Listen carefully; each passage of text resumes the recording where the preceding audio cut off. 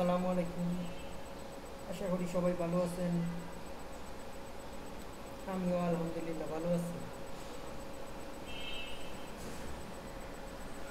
যারা EPS topic ID খুলবেন, কিভাবে খুলবেন, কোন ওয়েবসাইট থেকে খুলবেন, অ্যাড্রেসটা কি, সে সম্পর্কে এই আলোচনা করা হইবে। সবাই মনোযোগ সহকারে শুনবেন। ইপিএস টপিক আইডি খোলার জন্য আপনি ক্রোম ব্রাউজারে চলে যাবেন।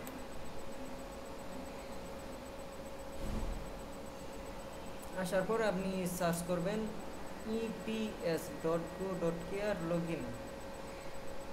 এখানে আপনি সার্চ করবেন। উইগুগিন খুয়ুন কোয়ালি সিস্টেম, আপনি এখানে যাবেন। https://www.eps.go.kr EPS employment permit system EPS employment permit system login foreign worker service ID password login PIN ID password membership service certification of career। এখানে আপনি ক্লিক করবেন।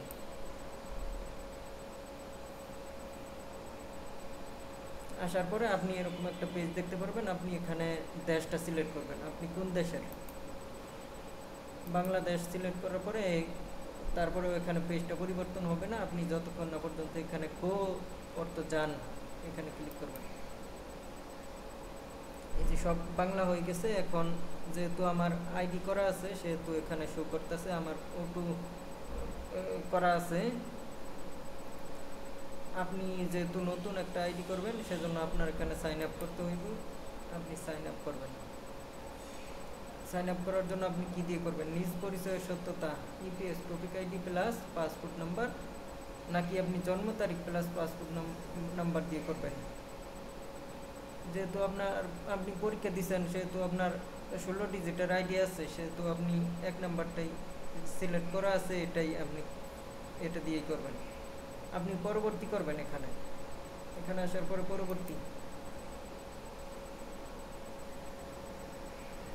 ইপিএস টপিক আইডি 16 ডিজিটের আইডিটা আপনার দিতে হইবে। এখানে 16 ডিজিটের আইডিটা দিবেন, পরে পাসপোর্ট নাম্বার এখানে দিবেন। এখানে ঠিক আছে করলেই আপনার হয়ে যাইবে।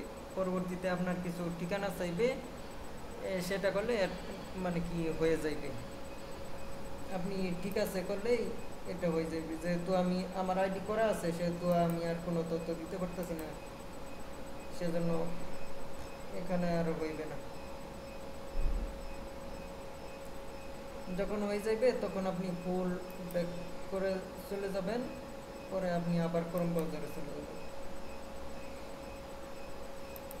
eps.go.kr login EPS employment permit system, country select Bangladesh, go করবেন। ওটু ফিল আপ থাকলে আপনার এখানে লগ ইন করবেন। এখানে আপনার জন্মসাল মানে কি 1999 8/19 এভাবে দিতে হইবে। আগে সাল, পরে মাস, পরে দিন ক্লিক করবেন। এখানে উঠে যাবে বাংলাতে। আপনি এখানে নেক্সট করবেন।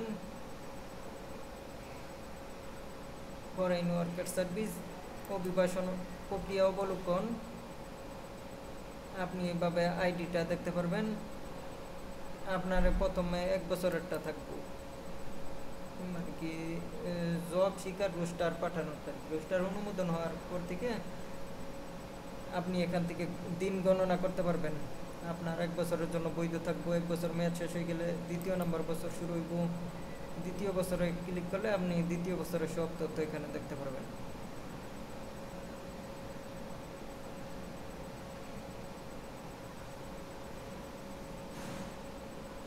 অভিজ্ঞতার সনদপত্র আপনি এখান থেকে দেখতে পারবেন।